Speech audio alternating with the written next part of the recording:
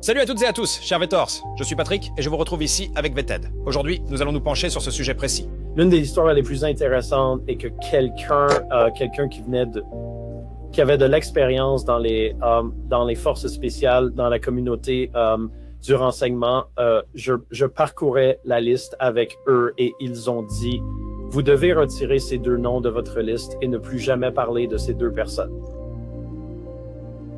Si vous, et vous dit qu'elle n'aurait aucun problème à vous faire tuer. Qui a dit cela à qui? Alors, je ne le dirai pas. Je ne le dirai pas. Mais c'est vraiment le genre de moment glaçant où l'on prend conscience qu'il pourrait y avoir des individus malveillants impliqués dans cette affaire. Donc, absolument. C'est vraiment très glaçant. Je suis très sceptique quant à toute divulgation significative de l'administration Trump. Je suis au regret de vous décevoir, vous et votre aimable public, mais j'ai l'impression que M. Trump a utilisé la déclaration sur les ovnis avant tout comme une diversion face à la couverture médiatique continue de l'affaire Epstein. Toutes mes sources au sein du gouvernement, et y compris certaines à des niveaux élevés au sein de l'administration Trump, me disent que cela a été une surprise totale pour eux, qu'il n'y a aucun plan, il n'y a pas de déploiement organisé d'aucun type de divulgation.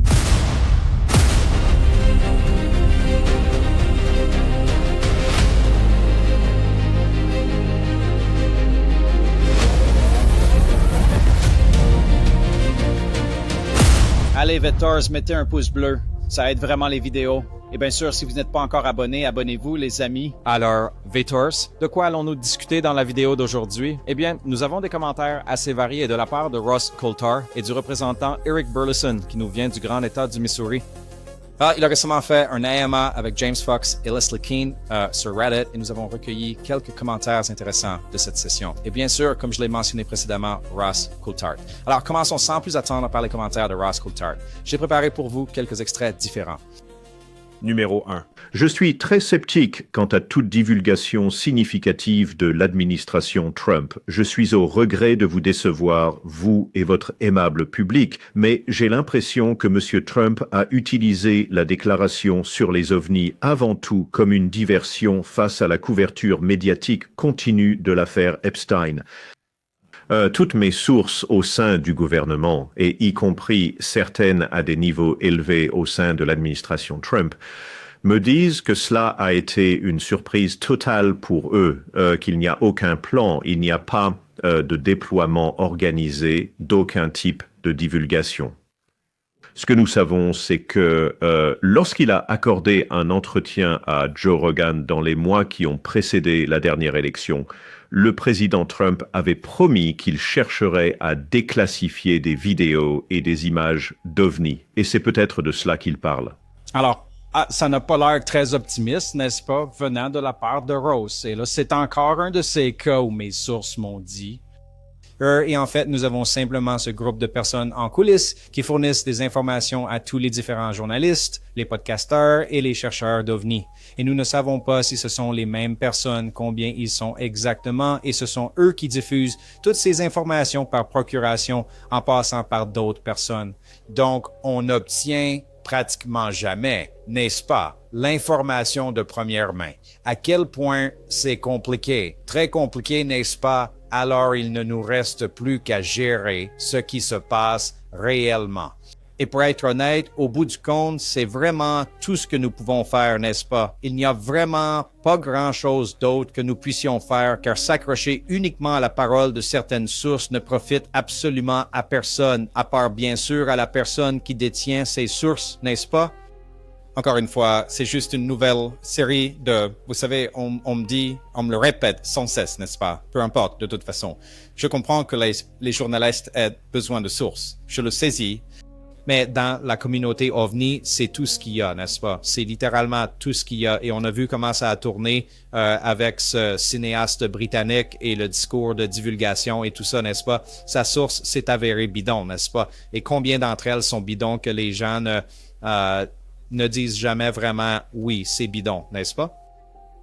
Bon, peu importe, je prends juste ça, de toute cette information avec un grain de sel, et puis regardez, Ross fait de son mieux, je le comprends tout à fait, rien contre lui personnellement. Mais vous savez, est-ce vraiment la vérité, ce qu'il raconte?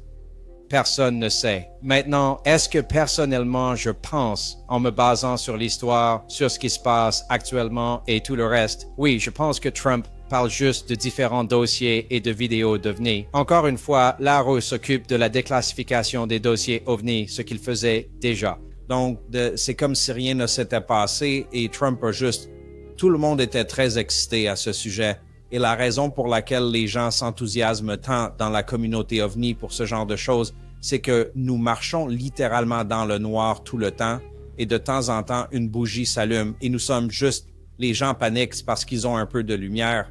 Et voyez, vous savez, au bout du compte, je ne peux pas vraiment en vouloir aux gens, n'est-ce pas? Il n'y a vraiment rien à quoi se raccrocher. C'est comme l'escalade et vous trouvez enfin une bonne petite prise, quelque chose. Au moins, je peux y poser un doigt. Vous savez, quand c'était tout plat jusqu'à ce moment. Alors, je comprends tout à fait, vous voyez, je comprends parfaitement pourquoi les gens s'enthousiasment pour des petites choses qui, en fin de compte, ne signifient absolument rien de concret, parce que la communauté et l'ensemble des informations sont simplement organisées de cette manière. Donc, vous savez, on est un peu en train de ramer à compte courant ici. Alors, quoi qu'il en soit, dites-moi ce que vous en pensez dans les commentaires. Et est-ce que, vous savez, Trump utilisait ça pour détourner l'attention de l'affaire Epstein, des dossiers et de tout le reste? Je veux dire, maintenant, on est en guerre avec l'Iran, donc tout ce qui concerne Epstein passe un peu au second plan, n'est-ce pas? Je veux dire, je ne sais pas trop. Dites-moi ce que vous en pensez, vous. Un homme vient de remporter $1 million en réalisant un film d'IA avec VO3 sur la scène du sommet du milliard de followers organisé par le gouvernement des Émirats arabes unis. Une jeune femme de 19 ans dirige une agence entièrement automatisée par l'IA et gagne 100 000 € par mois. Cover sur le plus récent de Forbes indique que les employés qui utilisent l'IA dans leur travail gagnent 40% de plus que ceux qui ne le font pas. Le paradoxe de l'emploi lié à l'IA est bien vivant, et le mois de février est crucial car la phase d'adoption précoce est terminée. Alors la question est simple, allez-vous observer ce changement ou en tirer profit? Présentation d'Outskill, la toute première plateforme d'apprentissage axée sur l'IA pour accélérer l'apprentissage de l'IA pour des gens comme vous et moi. Ils organisent la formation intensive Mastermind IA de 2 jours en direct ce samedi et dimanche de 10h à 19h, heure de l'Est, les 2 jours. Et c'est le moment idéal pour vous inscrire car vous pouvez y accéder entièrement gratuitement pendant les prochaines 48 heures. Cette formation IA de 16 heures a déjà formé plus de 10 millions de professionnels de l'IA dans le monde entier et est notée 4,9 sur 5 sur Trustpilot. Les gens du marketing, de la finance, des opérations, des produits et de l'ingénierie s'y joignent simplement parce que ce n'est pas spécifique à une industrie en particulier, mais est maintenant nécessaire dans chacune d'elles. C'est ici que vous apprendrez à créer des agents IA qui planifient, rédigent, exécutent et rapportent pour vous. Automatisez des flux de travail qui fonctionnent même pendant que vous dormez. Connectez des outils comme Sheets, Notion, les CRM et les emails pour créer des systèmes rentables. Grâce à l'IA, gagnez des heures chaque semaine et obtenez un avantage considérable au travail. De plus, vous apprendrez à tirer profit de ces compétences. Des personnes issues de cette même formation ont lancé des services basés sur l'IA qui rapportent de 3 à 4 000 € par semaine en appliquant simplement les systèmes enseignés. Pour bien démarrer votre année, vous recevrez également des bonus premium à vie tels que la Bible des prompts IA, la feuille de route des profits IA, votre boîte à outils IA personnalisée uniquement si vous assistez aux 2 jours. Et voici la partie la plus intéressante. En vous inscrivant, vous aurez accès au Hackbook de survie IA 2026, une compilation complète des futurs changements IA en 2026 et les étapes pratiques que vous pourrez suivre pour être parfaitement préparé. Les places sont limitées. Utilisez le lien dans la description pour vous inscrire et rejoignez la communauté WhatsApp pour rester informé avant le grand événement. J'ai remarqué que le chef du commandement spatial américain a été interviewé aujourd'hui et il a dit en réponse à l'annonce de Trump qui disait attendre avec intérêt ce qui serait divulgué. Pause. Mais il a déclaré n'avoir jamais vu lui-même de preuves, pause de nature extraterrestre, pause dans aucune des images qu'il possède sur ses plateformes spatiales. Et je peux vous dire que cela va complètement à l'encontre de ce que m'ont dit les personnes qui ont témoigné devant les commissions du Congrès. Mon information est que des commissions du Congrès ont été informées d'observations d'engins apparents qui ne sont pas d'origine humaine par des plateformes orbitales utilisées par les États-Unis. Alors, quelqu'un ne dit pas toute la vérité. Et je pense que tant que nous nous trouvons dans cette situation où les responsables des agences gouvernementales opèrent clairement sous une sorte de réserve, une forme de contrainte, Je ne pense pas qu'à moins de voir une déclaration significative du président Trump où il affirme catégoriquement que toutes ces informations seront rendues publiques, je ne vois vraiment aucun effort réel pour déclassifier ou divulguer le moindre type d'information. Et certainement, je ne crois pas que ce soit le début d'un déploiement de la réalité de l'existence d'un programme de récupération et de rétro-ingénierie d'artefacts anciens. Alors, écoutez bien, l'entretien dont Ross est en train de vous parler, c'est exactement ce court extrait que vous voyez là, qui a été largement partagé par de nombreuses personnes. Nous réalisons cette interview 18 heures après que le président Trump, que vous avez maintes fois loué au cours de cette conversation, a déclaré qu'il avait l'intention de déclassifier des documents liés aux ovnis, ce que l'on nomme désormais des PAN. Il a décrit cela comme un sujet particulièrement complexe et des plus intéressants. La NASA aurait-elle des informations à déclassifier qui pourraient intéresser les personnes qui regardent cette émission? Je n'ai pas connaissance de quoi que ce soit que nous aurions à la NASA à déclassifier, si ce n'est de dire que je suis aussi intéressé par le message du président que probablement n'importe quel autre passionné d'espace. Maintenant, je dois dire que, vous savez, j'ai passé 10 ans à diriger une entreprise de sous-traitance de défense. Vous savez, nous avons fait voler des avions de chasse partout à travers le pays, simulant les capacités des forces adverses.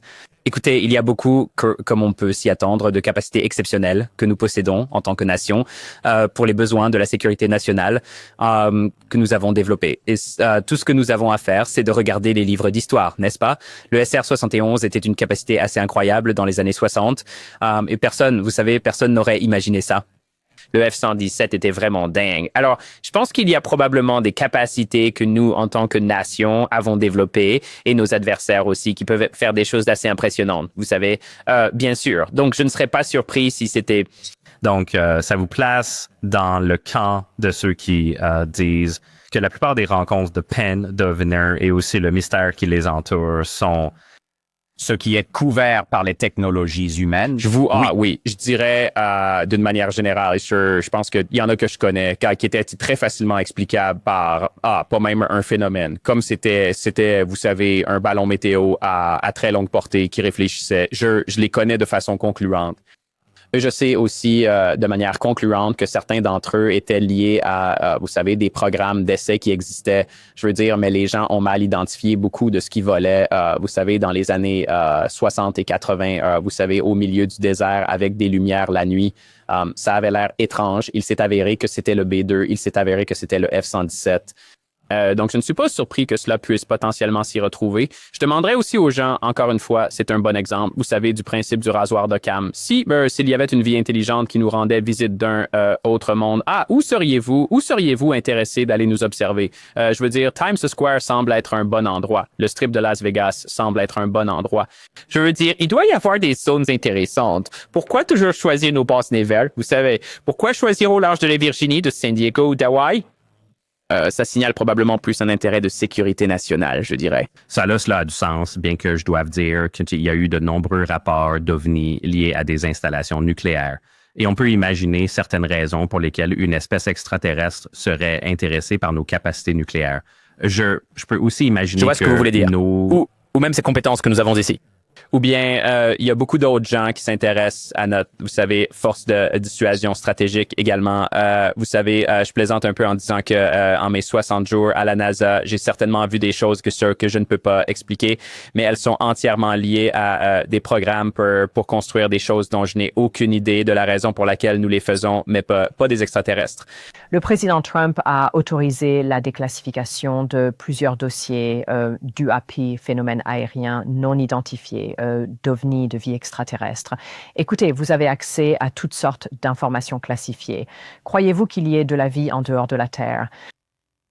Je dirais, et cela n'a absolument rien à voir avec des informations classifiées. En tant que passionné d'espace toute ma vie depuis la maternelle, ayant été 2 fois dans l'espace en tant qu'astronaute, il est difficile de ne pas imaginer que quelque part là-bas, à travers 2000 milliards de galaxies et quel que soit le nombre de systèmes stellaires en leur sein, avec autant d'exoplanètes et de zones habitables, oui, je dois croire qu'il y a de la vie quelque part. Est-ce que je crois que la vie intelligente a visité la Terre? Je n'ai vu absolument aucune preuve de cela. Et rien dans aucun dossier classifié ou document historique ne le confirmerait jamais. Je dois croire que ça existe quelque part. Je crois que si nous parvenons à aller sur Mars et à ramener des échantillons de Mars, nous aurons probablement, avec plus de 90% de certitude, des preuves de vie microbienne. Ce ne sont pas les extraterrestres que nous voyons dans les films, mais ce serait une preuve qu'il y a de la vie en dehors de la Terre. Je pense que c'est inévitable, ce n'est qu'une question de temps. À mesure que plus de sondes, plus de télescopes s'y aventurent et que nous nous aventurons plus loin dans le système solaire, nous trouverons qu'il y a au moins des biosignatures en dehors de la Terre. Alors, vous savez, le problème avec tout ça, c'est la manière dont Ross l'a décrit dans son extrait. Vous savez, ce qu'il a dit était vraiment intéressant parce qu'il a en quelque sorte avancé deux idées différentes. Et je ne sais pas si, au fond, il se contredisait ou si, tout simplement, il manquait de contexte. Mais en fait, le directeur de l'agence spatiale, ou peu importe son titre, qui vient de s'exprimer ici, n'est-ce pas, affirme, oui, qu'il n'a absolument rien vu. Mais ensuite, Ross déclare que ce n'est tout simplement pas la vérité. Pourtant, vous savez, des gens ont raconté des histoires, des témoignages en coulisses. Mais ensuite, il a également affirmé qu'ils avaient fourni des preuves concrètes. Alors, est-ce que c'est la bonne version? Ont-ils réellement fourni des preuves concrètes ou se sont-ils contentés de parler au Congrès? Parce que, encore une fois, et qui sont ces gens, au juste? Nous, encore une fois, on ne sait vraiment pas, n'est-ce pas? Et encore une fois, ont-ils présenté des preuves concrètes et des faits avérés ou se sont-ils contentés de dire que ces événements avaient eu lieu? Car cela semble être, une fois de plus, la même rengaine habituelle. Ils se contentent d'affirmer des choses. Mais bien entendu, le Congrès ne peut pas fonder son travail sur de simples déclarations, n'est-ce pas? Et pourquoi l'agence spatiale ne dirait-elle pas, bon, où sont ces preuves? Où est cette preuve? N'est-ce pas? Disons, ils sont également un peu, vous savez, pris au dépourvu par ça aussi. Bon, ce ne sont que des histoires, mais on ne peut pas prendre de mesures concrètes juste avec des histoires. Désolé, non. Il faut des preuves. Maintenant, je sais que le Congrès a vu des choses et que différents membres du Congrès en ont vu, mais clairement, ce n'est pas suffisant pour faire bouger quoi que ce soit, n'est-ce pas? Si c'était une telle bombe, vous savez, et si extraordinaire, ça ferait bouger d'autres membres du Congrès. Il n'y a absolument aucun doute dans mon esprit à ce sujet. Maintenant, je pourrais me tromper, bien sûr, et tout ceci n'est que pure spéculation à mon avis, mais dites-moi ce que vous en pensez, n'est-ce pas? Je veux dire, si c'était une preuve et des évidences si formidables, les choses ne bougeraient-elles pas, les choses n'avanceraient-elles pas beaucoup mieux et plus rapidement, n'est-ce pas? Le Congrès, ses membres qui ont vu ces choses, ne reculeraient-ils devant rien, n'est-ce pas? Ils s'occupent de tous ces autres problèmes, n'est-ce pas? Enfin, pourquoi s'occuper d'autres choses si c'était si vrai, n'est-ce pas? Donc, encore une fois, revenons au représentant Eric Burleson. Parce qu'il a fait beaucoup de commentaires différents dans ce AMA que je veux aborder et décortiquer cette idée que parce que des choses sont montrées aux membres du Congrès. Pourquoi n'est-ce pas? Pourquoi n'y a-t-il pas plus de choses qui sont faites? Et peut-être que nous pourrons le comprendre. En fait, ce qu'il avait dit, c'est qu'ils avaient observé un très, très grand objet qui se déplaçait sur le fond de l'océan, que nous pouvons voir grâce à toutes les techniques de surveillance dont nous disposons et sur lesquelles ils travaillaient. J'ai discuté avec plusieurs personnes qui m'ont décrit une vidéo qu'elles ont personnellement visionnée au sein de la communauté du renseignement et qui m'ont partagé cette information selon laquelle il y a un objet sous l'eau qui se déplace à 5, 6, 700 miles à l'heure de la taille d'un terrain de football. Avez-vous entendu parler de cela, monsieur le député? J'ai pris un vol pour aller rendre visite à un lanceur d'alerte qui refusait absolument de se rendre à Washington, D.C. Et moi-même et la représentante Luna avons rencontré un individu qui travaillait pour l'un des grands entrepreneurs privés et qui nous a donné un récit personnel de son expérience et le domaine dans lequel il travaillait.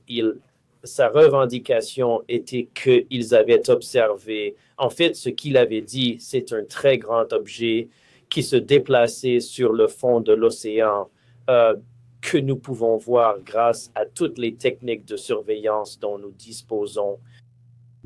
Et qu'il était en train de travailler dessus. Est-ce que ça bougeait très vite ou... Mais encore une fois, c'est une super histoire, un super récit. Et je ne dis pas que cette personne me ment. Non, mais je dis aussi que je n'ai pas de preuves. Et vous savez, ils n'ont pas pu me donner la moindre preuve. Donc, encore une fois, une belle histoire sans aucune preuve ni fait, n'est-ce pas? Eh bien, c'est ce à quoi le Congrès doit faire face et ensuite les gens se demandent pourquoi plus de choses ne se produisent pas. C'est précisément la raison pour laquelle les choses n'avancent pas. Et encore une fois, le Congrès ne s'occupera de cela que pendant un certain temps.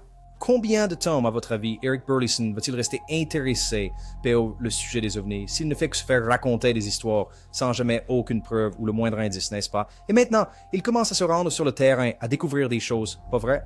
C'est comme si, encore une fois, vous disiez aux gens de venir à la fête, à cette fête incroyable où Snoop Dogg va mixer. Et puis, qu'est-ce qui va se passer quand les gens vont arriver et qu'ils vont réaliser que ce n'est pas Snoop D-O-double-G, mais plutôt genre un Snoop Cat, un autre type, n'est-ce pas? Un gars, vous savez, un simple imitateur, n'est-ce pas? Ils ne vont plus jamais faire confiance à ça, n'est-ce pas? Donc, à bien des égards, la communauté OVNI et tous ceux qui militent pour la divulgation ne font que se tirer une balle dans le pied en attirant toute cette attention, en disant « Hey, regardez-moi, regardez-moi », et au final, il n'y a rien à voir. Vous criez au loup sans cesse et cela ne fera que nuire à la cause de la divulgation, à mon avis, n'est-ce pas? Donc, je dis simplement que, à moins que de véritables preuves ou des éléments concrets ne commencent à être ressentis, cela ne fait que nuire au sujet et à la promotion de ce qu'on appelle les divulgations, n'est-ce pas? Continuons. Passons à la question suivante, qui nous vient de Reddit et qui est posée par Are UFOs from Toxic Toy, représentant Burleson. Est-ce que l'un de ces individus se trouve sur votre radar en tant que potentiel gardien de programme hérité de haut rang? Et puis, il y a une liste de noms ici. Lieutenant General Donna Shipton, Randall G. Walden, Russell E. Weiler, Terry Phillips ou Lee M. Russ. Ils occupent des postes au sein des projets spéciaux AFOS et PJ, des cadres dirigeants de Northrop Grumman, de la direction de l'acquisition, de la technologie et de la logistique de l'armée de l'air, des directeurs de la sécurité des programmes à accès spécial, de l'Office national de reconnaissance et d'autres. Je vais prendre en photo cette liste. Bien. Tu peux le remettre? Je veux prendre en photo cette liste. Quelqu'un a fait beaucoup de recherches là-dessus, évidemment. Et je pense... Oui, il va falloir que je recoupe ça, que je confronte ces informations avec la liste que j'ai, la mienne. Mais oui, quelle histoire intéressante. Moi, en parlant aux gens, j'ai dressé une liste de noms de personnes à qui parler et je garde cette liste et j'y ajoute d'autres noms. Et leur fun budget started c'est intéressant. C'est que quelqu'un qui avait de l'expérience dans les forces spéciales, dans la communauté du renseignement. J'étais en train de passer la liste en revue avec eux et ils ont dit « Vous devez retirer ces deux noms de votre liste et ne plus jamais parler de ces deux personnes. » Et il a dit « Il n'aurait absolument aucun problème à vous faire tuer. » Qui a dit ça et à qui donc? Je ne le dirai pas. Je ne le dirai pas. Mais c'est le genre de moment vraiment glaçant quand on réalise que de mauvais acteurs pourraient être impliqués dans cette affaire. Donc, absolument. C'est vraiment très glaçant. Oui, alors peut-être que nous ne devrions plus nous attarder sur ces noms parce que nous savons comment ils... Est-ce que je peux dire un truc très vite? Je suis allé au 50e anniversaire de l'incident de Roswell et c'était incroyable parce qu'à l'époque, si les gens avaient, vous savez, 20 ans en 47 ou 30 ans, ils avaient 70 ou 80 ans. Donc beaucoup de gens étaient encore en vie. Et je commençais tout juste à prendre mes marques avec le phénomène. Je travaillais sur mon premier documentaire à l'époque. J'avais presque fini. Et je me souviens de beaucoup de gens qui me disaient les prétendus témoins directs lors du 50e anniversaire de Roswell et d'autres personnes, et j'en ai beaucoup filmé qui disaient qu'elles avaient été menacées, que non seulement leurs os seraient ramassés dans le désert, mais aussi ceux de leur famille. Et ils étaient sérieux quand ils disaient « ils me l'ont dit ». J'avais beaucoup de mal à imaginer que notre propre gouvernement puisse être capable de faire une chose pareille, vous savez, de menacer ses propres citoyens, en particulier les militaires, mais c'est ce qu'ils ont dit. Alors, c'est une histoire intéressante d'Eric Burleson et je remettrai en question ce type. Alors, qu'est-ce que vous voulez dire? Je suis un membre du Congrès en exercice et vous dites qu'il me ferait tuer. Quand est la dernière fois qu'un membre du Congrès en exercice a été assassiné? N'est-ce pas? Je serai juste là. Genre, qu'est-ce que tu racontes? Je le signalerai au service secret, non? Pourquoi Burleson ne le signale pas aux autorités? N'est-ce pas? Il doit bien sentir que ce n'est pas une menace réelle, n'est-ce pas? Et on dirait presque qu'ils disent ça juste pour que tu te fasses du souci pour ces deux noms. Qui sont ces deux noms au juste? Que eux, ils doivent être importants maintenant, n'est-ce pas? Et c'est juste un type des forces spéciales qui dit « Hey, il n'aurait aucun problème à te faire tuer. » Sur quelle base? Sur quelle preuve? Hein? Pourquoi Eric Burleson ne demanderait-il pas ça? Sur quoi? Sur quelle preuve? Encore une fois, trop de personnes avec des titres disent des choses et juste parce qu'elles ont des titres, elles n'ont pas à fournir de preuves ou d'éléments concrets. Elles surfent sur leur crédibilité, ce que je comprends jusqu'à un certain point. Ça vous ouvre des portes. Vous savez, on vous fait asseoir, on vous écoute, mais seulement après un certain temps, n'est-ce pas? Encore une fois, ce genre de choses dites à Eric Burleson, si les choses ne commencent pas à se concrétiser, il va laisser tomber ça comme tous les autres membres du Congrès qui s'y intéressent. Ils vont finir par simplement partir et puis les rumeurs vont circuler pour dire de ne pas s'impliquer là-dedans parce qu'il n'y a que des histoires. Alors je ne sais pas. Je pense juste que c'est le moment d'agir ou de se taire, non?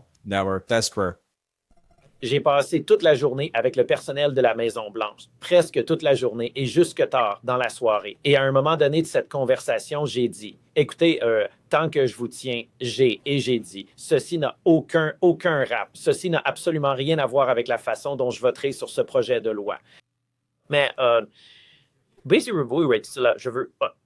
j'ai juste besoin de votre aide. Et ils ont dit, qu'est-ce que vous voulez dire?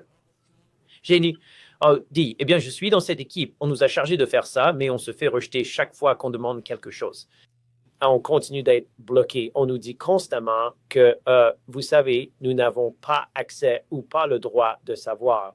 Et il a dit, alors, qu'est-ce que vous voulez? Et j'ai dit, d'accord, ce que je veux, c'est un briefing de la Maison-Blanche, le même que le président. Si vous prenez ma requête, c'est ma plus haute requête. De plus, j'aimerais être en mesure d'obtenir le feu vert pour aller visiter certains de ces lieux. Et le monsieur à qui je posais la question a esquissé un sourire et j'ai dit, est-ce que c'est comique pour vous? Je veux dire, est-ce que tu penses que je ne suis pas une personne sérieuse? Il a dit non. Il a dit, je veux juste venir avec toi. Et donc, il s'est avéré que oui, il a pu m'accompagner. Il a dû suivre les canaux appropriés aussi. Et nous avons visité le premier de nombreux sites, du moins je l'espère. Je vais être très prudent en parlant parce que je ne voudrais absolument pas compromettre notre capacité à nous rendre sur les autres lieux restants, si vous voyez ce que je veux dire. Je pense sincèrement que pour eux, c'était une sorte de test pour voir si oui ou non cela allait tourner au cirque. Et donc, je crois que je procède avec beaucoup de prudence avant de divulguer trop d'informations sur ce que j'ai appris et où je suis allé. Monsieur le député, lorsque vous affirmez vous être rendu sur le site, êtes-vous en train de suggérer que le site présumé qui pourrait potentiellement abriter une technologie non humaine, est-ce bien cela? Est-ce le type d'allégation que l'on fait ici? Oui, ou a déjà abrité de la technologie non humaine, n'est-ce pas? Donc, c'était le... Maintenant, d'après mes informations, celles de Grush et d'autres, il était assez évident que ce premier site où nous allions ne contenait pas de matériel actif. Mais potentiellement, il aurait pu en avoir par le passé. C'est bon, d'accord. Regardez, Eric Burleson fait tout le travail de fond, n'est-ce pas? Et il y va, mais je vous le garantis. Et les gens sont intéressés par ça, n'est-ce pas? C'est pour ça que le gars voulait l'accompagner. Encore une fois, on peut enthousiasmer les gens, mais dès qu'ils voient que c'est une façade, comme en Corée du Nord, où ils ont, vous savez, des supérettes, et ce n'est que des fruits, des faux fruits et tout ça, vous voyez ce que je veux dire? Vous vous souvenez de cette scène de l'interview où James Franco dit « Ah, ce n'est même pas ça, c'est une pomme en plastique, n'est-ce pas? C'est juste du papier peint. » Genre, ce n'est pas vrai. C'est ce qui va se passer, n'est-ce pas? On donne l'illusion qu'il se passe quelque chose, et puis quand les gens découvrent que c'est du bidon, je veux dire, je vous le dis, ça ne va pas bien finir. Ce sont des gains à court terme pour beaucoup de monde, n'est-ce pas? Je ne sais pas pourquoi, peut-être vendre des livres, faire un documentaire, vous savez, se forger une image, mais après tout, où ça nous mène, hein? Et écoutez, je suis content qu'il aille visiter des sites. Je le pense, je le pense sincèrement. Est-ce que c'est ce que je souhaite qu'il aille vers des sites avec le matériel actif? Bien sûr, mais je comprends ce qu'il essaie de faire. Bon, d'accord, faisons-en juste un. Je ne vais pas trop parler parce que je ne veux pas que ça devienne un cirque, n'est-ce pas? Parce qu'une grande partie de la communauté OVNI peut être complètement toxique, ce qui nuit absolument à toute la communauté et juste à l'humanité et juste au fait d'être humain en général. Mais encore une fois, bien sûr, qu'est-ce qu'il va bien à pouvoir trouver, n'est-ce pas? Je veux dire, juste pour jouer l'avocat du diable, genre, qu'est-ce qu'il va bien pouvoir découvrir en allant dans tous ces endroits? Je suis content qu'il y aille, mais quelles mesures prenez-vous? Je veux dire, vous entrez juste par la porte d'entrée et vous dites, montrez-moi les ovnis, genre, qu'est-ce que c'est, à quoi ça ressemble, vous savez? Tu vois ce que je veux dire? Quels sont les protocoles quand tu te présentes dans ces endroits? Tu vois ce que je veux dire? Bon, on va te servir un café et on va s'installer dans la salle de réunion. Tu sais, est-ce qu'on te fait vraiment visiter ou est-ce que tu restes juste assis? Genre, tu vois ce que je veux dire? Qu'est-ce qu'ils vont vraiment te montrer ou te raconter, hein? Est-ce que tu cherches des indices? Genre, je veux dire, je ne sais vraiment pas. Tu débarques dans une camionnette avec un chien et une femme blonde, tu sais, le genre de truc à la Scooby-Doo, mais qu'est-ce qu'on est en train de faire? Je n'en reviens tout simplement pas. Je me posais la question de savoir quels sont les protocoles quand Burleson et les autres membres du Congrès se rendent dans ces endroits, n'est-ce pas? Qu'est-ce qu'ils y font exactement? Vont-ils prendre des photos? Vont-ils revenir avec ça? Qu'est-ce qu'ils vont raconter? Est-ce qu'Eric Burleson va revenir un jour et dire « Je l'ai trouvé, j'ai trouvé l'OVNI » Soyons réalistes. Admettons qu'il ait vu quelque chose, vous pensez qu'ils vont le laisser prendre un avion et s'en aller? On lui a déjà dit qu'il pourrait l'être, vous savez. Elle dit juste, je ne sais pas du tout quel est le but final. Vous voyez? C'est comme si on n'avait pas juste besoin d'un représentant qui se pointe. Découvrons exactement où se trouve ce truc et faisons venir, je ne sais pas, des Navy Seals, des Rangers, je ne sais pas, hein, pour faire une descente et s'en occuper. Je ne vois juste pas d'autre solution, non? Genre, diffusez-le en direct, d'accord? Diffusez-le en direct. Allez-y avec de la vitesse. Allez-y en disant, je montre ma vitesse. De cette façon, ça pourrait être diffusé en direct pendant tout ce temps et ils ne pourront pas vous embêter, n'est-ce pas? C'est diffusé en direct pour le monde entier. Je ne sais pas, mec. Fais faire une vidéo à Mr. Beast là-bas. Je ne sais pas ce qui va attirer toute l'attention. Mais oui, je comprends ce qu'il fait. Et je ne peux pas en vouloir au Congrès. Tony, ils font vraiment de leur mieux. Ils ont 1 million de personnes qui viennent à eux avec toutes sortes d'histoires, sans aucune preuve, et ils essaient juste de faire de leur mieux, n'est-ce pas? Je suis plus critique envers tous ces gens qui leur soufflent des absurdités à l'oreille. Ça ne fait que nuire à tout le monde, car chacun a une histoire différente et chacun a une tactique différente et tout le monde dit connaître la vérité et ses sources et blablabla, n'est-ce pas? Dites-moi ce que vous en pensez en commentaire. Continuons. Je vous l'annonce en ce moment même, nous avons fait parvenir une lettre qui a été envoyée hier à Marco Rubio, à Pete Hegseth, à Tulsi Gabbard et à Chris Wright du DOE. C'est une lettre que j'ai rédigée moi-même et qui a été signée par Nancy Mace, Ellie Crane, Scott Perry, Anna Paulina Luna, Tim Burchett, Subramanian, qui est un membre du Parti démocrate, et André Carson, qui est également un membre du Parti démocrate. Il est important de découvrir sur les 2 personnes figurant sur cette liste et ayant signé cette lettre siègent au comité du renseignement. Donc, vous avez la force opérationnelle et les services de renseignement des membres du comité du renseignement qui demandent en fait de faire un suivi sur les dires du président et puis de plus en donnant spécifiquement une liste d'éléments des noms de fichiers.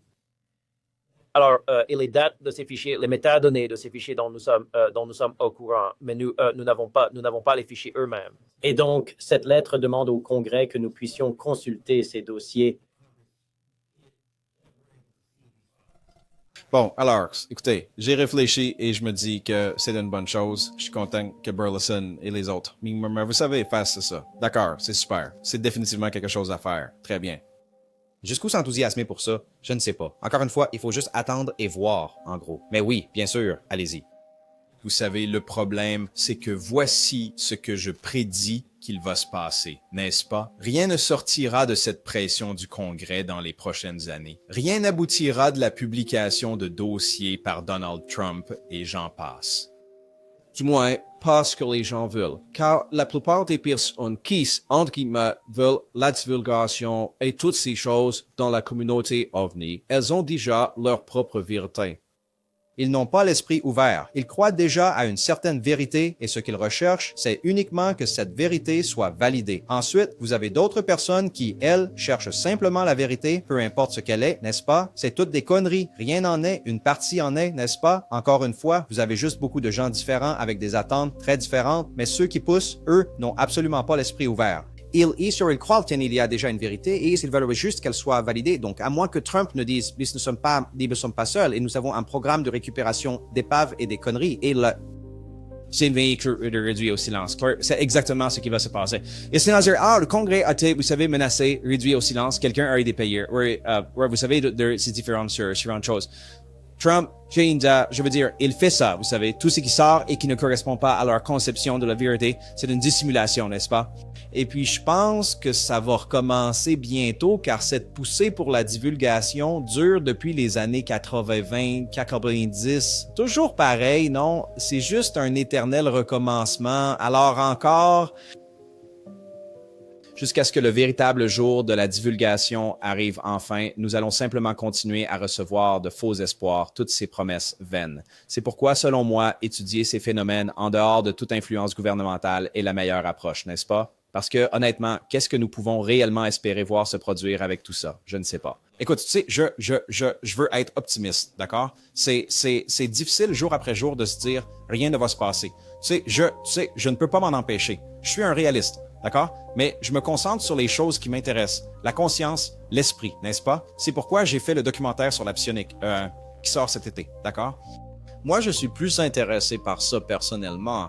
Mais écoutez, quelque chose pourrait en découler. C'est pourquoi nous le couvrons et en parlons. Parce qu'il y a une possibilité que quelque chose se produise. Mais il y a aussi la possibilité que rien ne se passe, n'est-ce pas? Donc, je crois que c'est vraiment tout ce qui en est, en fait. Mais dites-moi ce que vous en pensez, vous, en bas dans les commentaires, car tout ce que nous avons à présent, c'est de discuter entre nous, de spéculer et de théoriser, et je pense que pour traverser cela, nous devons en profiter au maximum. Écoutez les idées, les pensées, les théories des autres, sans les rejeter. Soyons ouverts d'esprit et écoutons-nous mutuellement, quoi que ce soit, parce que tout ce que nous avons, ce sont des histoires au coin du feu, et vous savez, le plaisir d'être ensemble dans ce processus. Mais regardez, il y a peut-être un peu d'espoir pour des preuves, car pendant cette AMA, Eric Burlison a parlé de certaines choses qu'il a vues de ses propres yeux. Certes, des vidéos, peu importe, mais bon, c'est déjà ça. Je veux voir ce dont il parle, alors laissons-le décrire un peu des preuves qu'il a pu voir. C'est que j'ai vu des objets se déplacer à des vitesses absolument incroyables entre des plaques. Et je parle de Mag 3 qui sont une sorte d'orbe ou un objet de forme sphérique. Et j'ai aussi vu des orbes lumineux comme ça qui ressemblent presque à une sorte de boule. C'est vraiment une boule de lumière, oui. Monsieur le député, si vous-même ou Tim Burchett ou Luna aviez vu des données sensorielles assez époustouflantes concernant les pannes, les ovnis, pourriez-vous potentiellement, comme Tim l'a dit, il a vu des choses qui étaient vraiment, vraiment impressionnantes. Et oui, je ne sais pas si vous avez vu les mêmes données ou non, mais si vous avez identifié certaines de ces données sensorielles potentielles qui sont vraiment convaincantes, pourriez-vous les apporter directement au président et dire, pourriez-vous les déclassifier? Et cela fonctionnerait-il? Oui, nous pouvons certainement demander au président de déclassifier. Nous pouvons demander d'envoyer une lettre officielle, un peu comme celle que nous avons expédiée hier, et faire cette requête. C'est certainement une excellente stratégie pour le faire. Et je pense que ce qui est aussi important de notre, c'est que nous avons aussi vu les documents que nous avons demandés dans cette requête nous ont été donnés par des lanceurs d'alerte et ou des journalistes qui travaillent avec des lanceurs d'alerte. Et dans ces listes de fichiers, nous avons des personnes en interne qui surveillent si ces fichiers sont déplacés ou supprimés. C'est une autre chose à garder à l'esprit que nous avons mis en place. Donc, ils ne peuvent pas vraiment nier que les fichiers existent. Ils devront peut-être dire, vous savez, mais au final, ils ne vont pas. Si ceux-là sont supprimés, ce sera extrêmement, extrêmement intéressant de le découvrir. Et tu le sauras, c'est certain, car je le crierai sur tous les toits. Bon, d'accord, hein? Regardez, non, il y a quelque chose de positif sur quoi s'appuyer, non? Ah, il se passe quelque chose.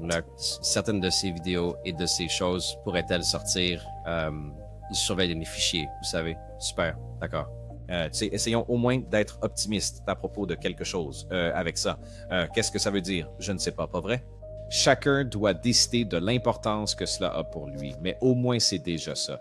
Et Eric Burlison en a clairement vu assez pour le maintenir en haleine, n'est-ce pas? Et pour qu'il reste intéressé par tout ça. Il y a une petite odeur de quelque chose, tu sais, peut-être que le dîner est en train d'arriver, n'est-ce pas? Je sens vraiment quelque chose. Je sens l'odeur du bacon qui grésille, n'est-ce pas? Alors, il y a peut-être quelque chose qui se prépare, je ne sais pas.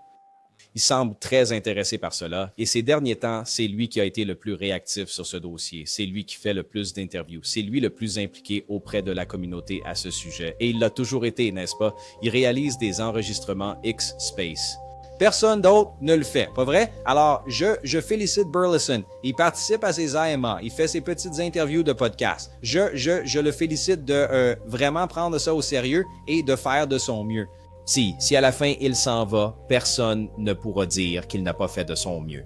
Alors, un grand bravo à Eric Burlison pour avoir fait de son mieux avec tout ce bruit, n'est-ce pas? Et il reçoit tout ce bruit, bien plus que nous. Et si vous pensez que c'est difficile pour nous, imaginez à quel point c'est difficile pour lui avec tout le bruit qu'il doit supporter. Bon les amis, le lien est juste en bas. Allez jeter un œil à tout ça. On se retrouve pour la prochaine vidéo. Et n'oubliez pas, chaque jour est un cadeau les amis. Peace!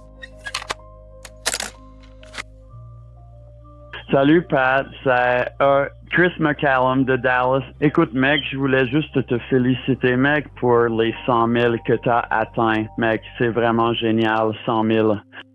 Et je vais te dire ceci, j'en ai eu environ 9 ou 10 sont des personnes que j'ai fait découvrir grâce à toi. Donc, de toute façon, je suis probablement responsable d'une dizaine d'entre eux. Alors, bref, mon ami, que Dieu te bénisse, Patrick. Et encore une fois, mec, bravo pour les 100 000. Je te dis à bientôt, mon pote. Salut.